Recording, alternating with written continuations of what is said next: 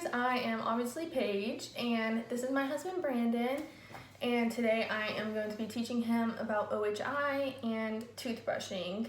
And I obviously couldn't assess his mouth or anything, so I'm going to be making up the scenario and just rolling with it. So, okay, today after I did your assessment, I got a 30% plaque index, and you know, we like to say that 10% and lower is like healthy, that's acceptable. So I'm going to be helping you a little bit on how to get that plaque index number a little lower. So have you ever heard of biofilm? I have not. Okay, so whenever I was doing your assessment, you remember I put that disease detecting liquid on your mouth? Yes. And I showed you in the mirror, there was like a pinkish color on your teeth. Mm-hmm. Okay, so everywhere that you saw that color, there was biofilm. And in the simplest terms, biofilm is bacteria.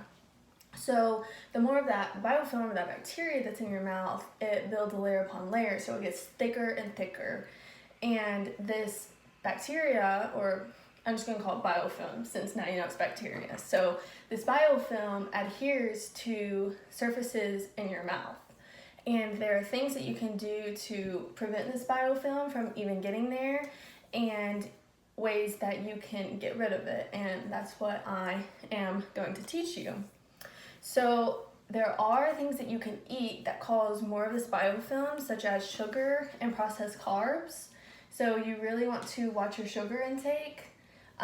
This bacteria really likes sugar, so it will stick to it more. So do you drink a lot of sodas? I love sodas. Okay, so I really recommend that you cut down on your sodas, how many that you drink, not nurse them all day long. And then if you do happen to drink a soda, I recommend that you swish your mouth with water at the least, or brush your teeth. So 5 is not good. 5 sodas a day? Yes. No, I do not recommend 5 sodas a day. Oh, okay. I definitely recommend reducing that amount. And so this biofilm in your mouth, it can actually cause different things such as calculus. It can cause caries, which pretty much is cavities. And you've heard of cavities before? Mm-hmm. Yeah. Cavities, or unfortunately it can cause disease such as gingivitis and periodontitis, which I'll get into a little bit more. So I said that it can cause calculus. Do you know exactly what calculus is?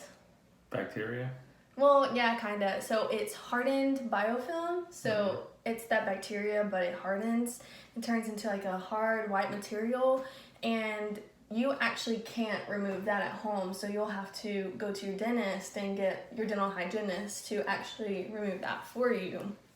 And that calculus can also cause pain and comfort to your gums. So it can be a little discomforting, a little painful. So I'm going to talk about gingivitis a little bit. That's one of the diseases that it can cause. So you actually have gingivitis. Your gums, they're inflamed. So that's something that this biofilm can cause, is inflammation of your gums. Do your gums ever hurt any? Sometimes. Yeah. So, especially when I brush, they bleed a little bit. Yeah, okay, that's an indication of gingivitis. And so do you remember whenever I probed your mouth, I was measuring your sulcus, and your sulcus is actually the space between the surface of your teeth and the surrounding gums. It's the pocket. You remember whenever I was measuring that? Yeah, so you have some bleeding upon the probing, which is normal with gingivitis. The good thing is that gingivitis is reversible. So with proper toothbrushing and flossing, like I'm going to teach you a little bit about, you can be, it can really reverse your oral health back into a healthy state. So a good thing about gingivitis is that you still have the healthy measurement of pocket depth. So 1 to 3 millimeters. Your pocket depths were about 2 to 3 millimeters. You have just a couple 4 millimeters, but... Now what does the 4 millimeter mean? So 4 millimeters just means that it's starting to have bone loss, which is periodontitis, which I'll get into after I talk about gingivitis a little bit. But luckily yours isn't out of hand yet. You can still, reverse your gingivitis. So I said the bleeding on probing, that's an indication to us that there is disease in the mouth. So, disease, it can not only be in your mouth, but it can spread to other parts of your body. So if you really think about it, like one of my instructors has taught me, the mouth is pretty much the entryway to the rest of your body. So if your mouth is diseased, then it can cause disease in other parts. It can cause disease in your heart, it can cause high blood pressure, among any other things. So, really taking care of your mouth is taking care of your whole body, which is really good. So with this gingivitis like you have, it's really caused by the biofilm being left on your teeth undisturbed for about 2 to 3 weeks. So you really wanting to make sure that you're removing that biofilm. You do that by brushing your teeth daily, flossing, which I'm going to go into, obviously. But just know that's how you can really get rid of that biofilm and reverse it. So if you don't do that, if you just let that biofilm stay on your mouth, in your mouth, and you continue to not brush your teeth or take proper care of your mouth, then that can lead to periodontitis, which is the worst of the two diseases that it can cause. So periodontitis happens whenever this biofilm, the bacteria, actually gets into the sulcus. So it goes down into that pocket that we just talked about, and it starts to eat away at your bone. So you have bone that helps hold your teeth into place. And that's not good because, like we mentioned, gingivitis is reversible, periodontitis is irreversible because you think about it, you can't get bone back. So you have that bone loss, and your pockets are going to be more than 3 millimeters because that bone's not there. So, that probe just goes on down. So that's how we know if there's periodontitis or not. Luckily, you're not there yet, and that's why I want to help you to not get there, because it's going to be a lot easier for you. It's going to be less painful. It's going to be cheaper to, take care of your mouth and reverse that gingivitis instead of getting this periodontitis and then having to get a lot of work done for that. So with periodontitis, there's also bleeding on probing, which again is disease in the mouth. And do you have any questions about those two diseases? I do not. No? Okay. So now I'm going to talk to you a little bit about how to prevent biofilm. So how many times a day are you brushing your teeth? At least 2. Sometimes my wife makes me brush 3 times. Okay. It depends on the day. Okay. So 2 times a day is good. You want to brush at least in the morning and then at night. And how long do you brush your teeth each time? At least 2 minutes. Okay, yeah, that's good. You want to brush your teeth for 2 minutes each time you brush them. And then you have 4 quadrants in your mouth. So you have an upper right, an upper left, a lower left, and a lower right. And you want to brush each quadrant for 30 seconds. So that's where you get the 2 minutes. So 30 seconds, 30 seconds, 30 seconds, and then 30 seconds. So you have your toothbrush here, right? Can you show me how you are brushing your teeth? Well, usually I put some toothpaste on there, and then I'll smear it kind of at first, because I don't like whenever the globs kind of like just sit in one spot. Okay. So I'll kind of like smear it on, and then I'll usually start in the back, and I'll usually have my toothbrush angled up, and I'll do it like this, but it's on the back side right here, so that way I can kind of get up in my gums. And then in the front, usually I just kind of do small circles like this, and then sometimes I'll angle it up like that, and then like that. Okay, that's not bad, but can I teach you a couple methods on just how to improve that, and hopefully we can get this gingivitis under control? Sounds good. Okay, so you want to start in the back of your mouth. I have my model here that I'm going to show you on. You're going to hold your toothbrush, and you're going to point the bristles down to where the gums are, and you're going to just hold it against the gums like that. Mm-hmm. And then you want to turn your handle so then the bristles are at a 45-degree angle to that gum line. You see that? Mm-hmm. And then you're going to do kind of a vibrating motion 10 times back and forth like this.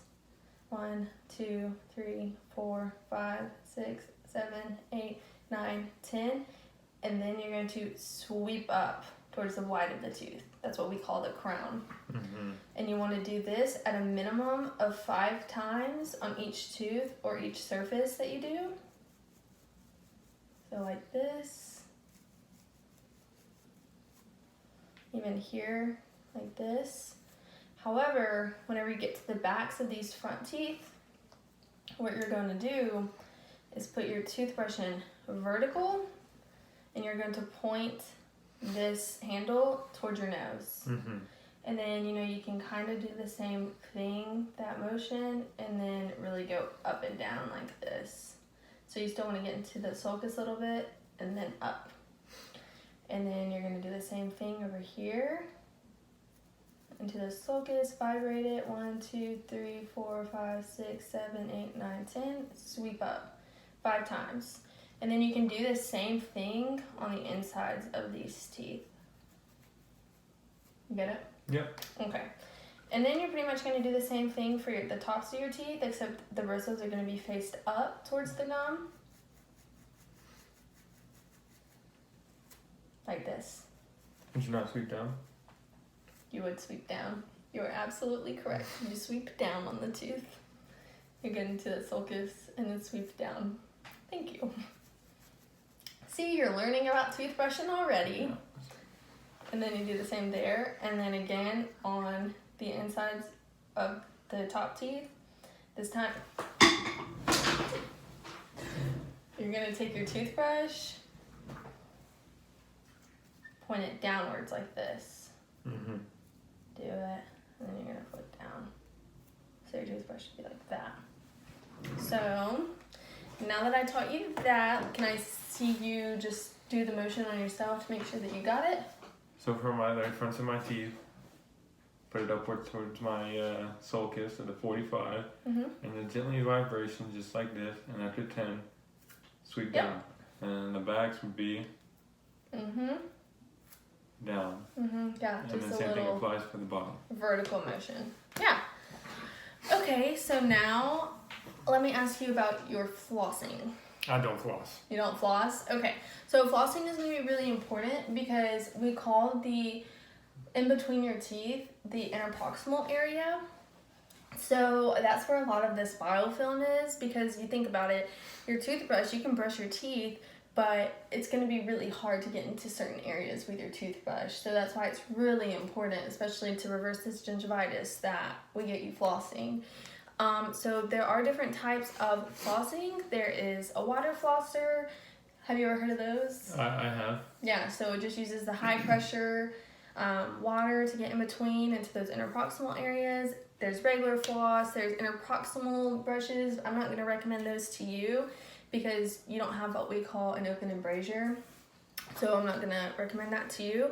I am going to teach you how to use regular floss though, if that's okay. All right. I have to go run and get my floss. I've got my floss. Okay. So what you're going to do is get a 12 to 18 inch long piece of floss. You are going to wrap it around your middle fingers. You're going to hold it with these 2 fingers. Mm-hmm. Thank you. So you're going to go into the teeth in a saw-like motion. Mm-hmm. You want to start in the back, go in a saw-like motion. You don't want to just snap it in between your teeth because that could potentially hurt your gums. So you want to be really careful. Go in a saw-like motion. You're going to wrap your floss into a C like that around the tooth. And then you're going to go under that gingiva. And you're going to go back and forth. And then go onto the other tooth, wrap it into a C, go under that gingiva and go back and forth. Pull it up. And then you're going to wrap this into the dirty side and then unwrap it one time, so that's your clean side.